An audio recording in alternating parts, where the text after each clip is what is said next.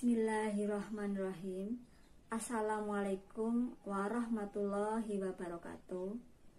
Bertemu kembali dengan saya, Ibu Menik, pada materi pelajaran Bahasa Indonesia untuk kelas 10 program ilmu bahasa. Bagaimana kabar kalian anak-anak? Mudah-mudahan dimanapun kalian berada selalu dalam keadaan sehat. Alhamdulillah, ibu dan keluarga juga dalam keadaan sehat walafiat, tidak kurang suatu apapun. Mudah-mudahan kita semuanya dimanapun kita berada selalu dalam keadaan sehat dan mendapat perlindungan dari Allah Subhanahu wa Ta'ala.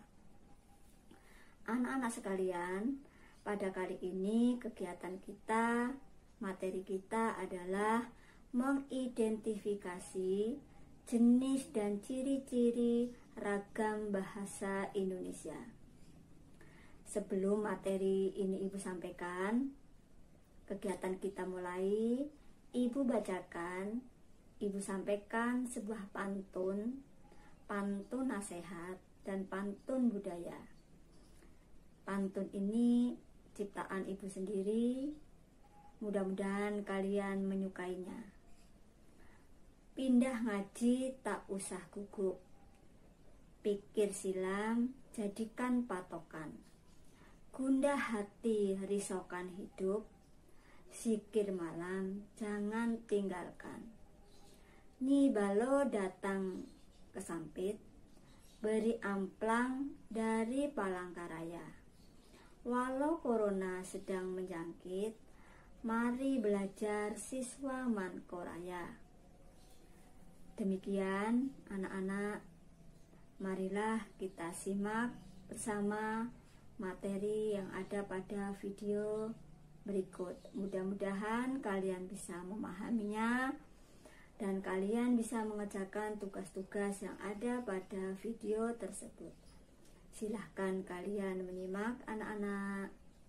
Anak-anak sekalian, pada pertemuan yang lalu telah ibu jelaskan, kalian juga sudah pelajari tentang hakikat, ragam, kedudukan, dan sikap positif terhadap bahasa Indonesia. Untuk pertemuan kali ini, kegiatan kita adalah mengidentifikasi jenis dan ciri ragam bahasa Indonesia. Sebelum dimulai kegiatan ini, ibu ingatkan lagi apa saja yang dimaksud dengan ragam bahasa Indonesia. Tentunya kalian sudah mengetahui ya anak-anak, apa saja itu? Antara lain, ragam bahasa formal dan tidak formal. Kedua, ragam bahasa daerah. Ketiga, ragam bahasa pendidikan. Keempat, ragam bahasa baku dan tidak baku. Kelima, ragam bahasa sastra. Anak-anak sekalian, berikut akan ditampilkan video kegiatan keterampilan berbahasa, yaitu kegiatan pidato, dan ada beberapa teks tentang bahasa. Kalian bisa menyimak dan mendengarkan, kemudian nanti kalian tentukan maupun kalian jawab pertanyaan yang berkaitan dengan pidato maupun teks berikut.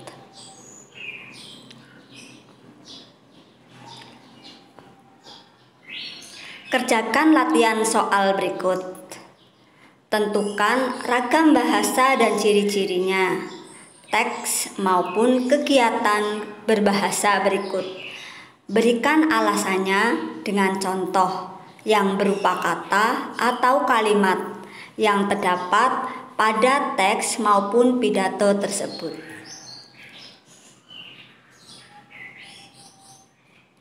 Anak-anak, selamat menyimak dan mendengarkan, kemudian menjawab latihan soal.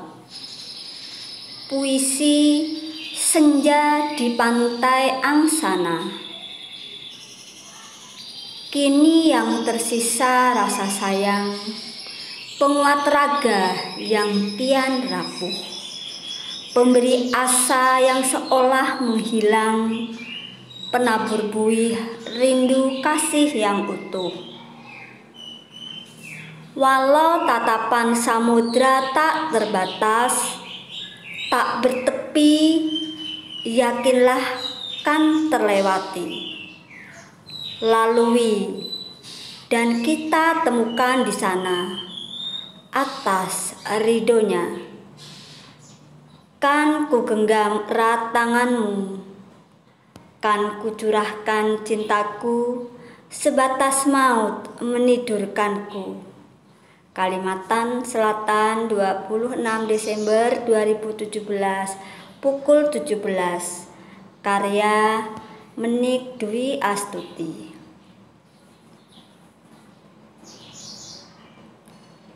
Pantun nasihat. Jikalau rindu ingin jumpa, cita rasa masakan Bandung. Kalau berjaya janganlah melupa, cinta kasih bunda mengandung. Pindah ngaji tak usah gugup, pikir silam jadikan patokan. Gundah hati risaukan hidup, zikir malam jangan tinggalkan. Karya Menik Dwi Astuti.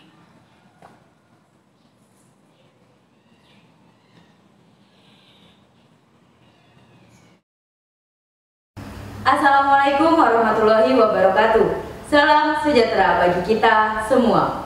Tabe salamat linguna latai. Salam sujud karena malempang. Adil kata ini baculan hingga saroga basengat kejubata. Harus.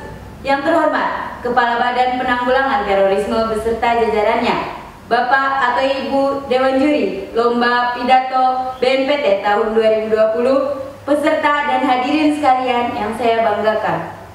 Puji dan syukur kita panjatkan kepada Tuhan Yang Maha Esa.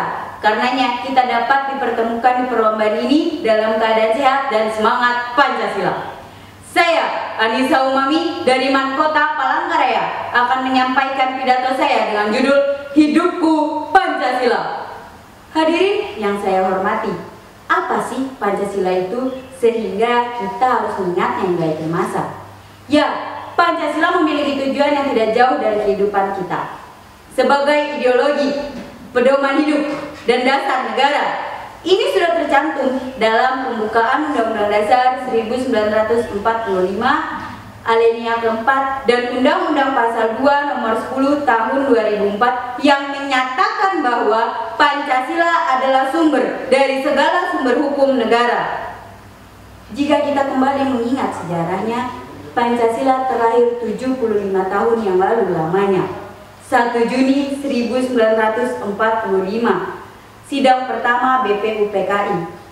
Kita membayangkan kembali betapa banyaknya pertumpahan darah, penyiksaan, pengorbanan, dan pengkhianatan sebelum terlahirnya Pancasila ini. Sehingga dengan adanya Pancasila ini sebagai dasar hukum, landasan ideologi, dan dasar negara, serta menjadi tali pengikat persaudaraan antar rakyat Indonesia, di mana Pancasila berbunyi: 1. Ketuhanan yang Maha Esa, 2. Kemanusiaan yang adil dan beradab, 3. Persatuan Indonesia, 4. Kerakyatan yang dipimpin oleh hikmat kebijaksanaan dalam permusyawaratan perwakilan, 5. Keadilan sosial bagi seluruh rakyat Indonesia. Seluruh rakyat Indonesia diperlakukan adil, tidak ada pembedaan antar warna kulit, ras, suku, agama, bahkan derajat sekalipun. Lantas, mengapa masih saja banyak kasus tentang pencemaran nama baik Pancasila? Indonesia yang tertinggal jauh oleh negara lain. Ya, bagaimana semua akan menjadi lebih baik jika rakyatnya saja tidak bisa memahami, meneladani, dan menerapkan kelima sila tersebut? Pancasila bukanlah hanya sekedar pajangan yang tertempel di atas dinding, bukan hanya sekedar omong kosong yang diucapkan pada saat upacara. Jika hanya sekedar dihafalkan, lebih baik ditiadakan saja Pancasila. Mengapa? Karena Pancasila adalah dasar negara, dan apabila dihentikan akan berakibat hal fatal bagi negara itu sendiri. Soekarno pernah berkata, "Aku tidak mengatakan bahwa aku menciptakan Pancasila. Apa yang aku kerjakan hanyalah menggali ke bumi kami, tradisi-tradisi kami sendiri, dan aku menemukan 5 mutiara yang indah." Ingin Indonesia lebih maju? Ya, kita semua ingin Indonesia menjadi lebih baik.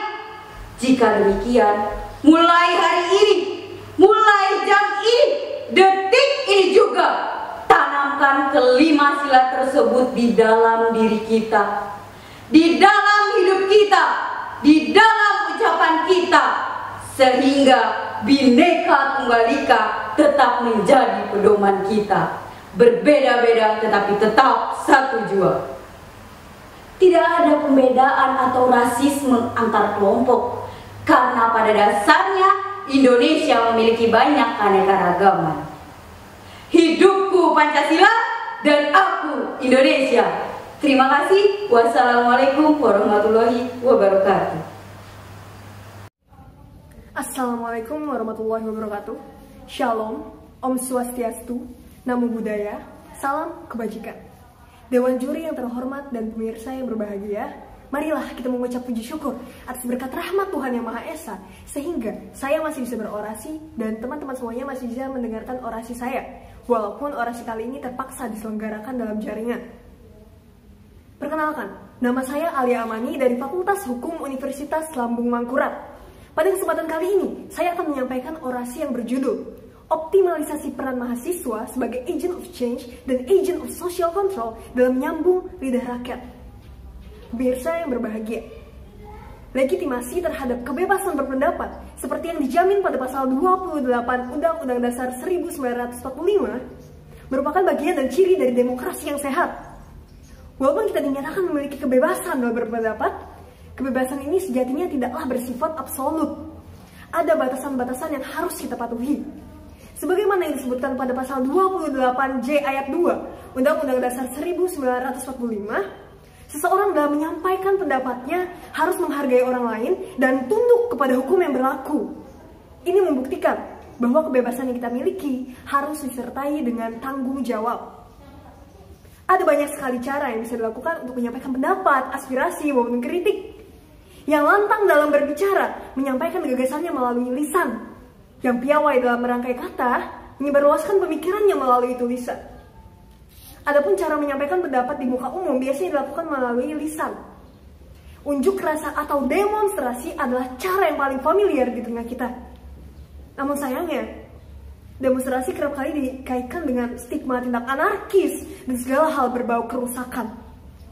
Padahal jika undang-undang saja telah mengesahkan demonstrasi sebagai salah satu cara untuk menyampaikan pendapat, maka sesungguhnya hal ini bukanlah hal yang terlarang untuk dilakukan. Pemirsa yang berbahagia, cakupan bahasan terkait pemuda dan suara rakyat agaknya terlalu luas untuk dibahas. Maka dari itu saya memfokuskan bahasan kali ini kepada peranan mahasiswa. Mengapa demikian?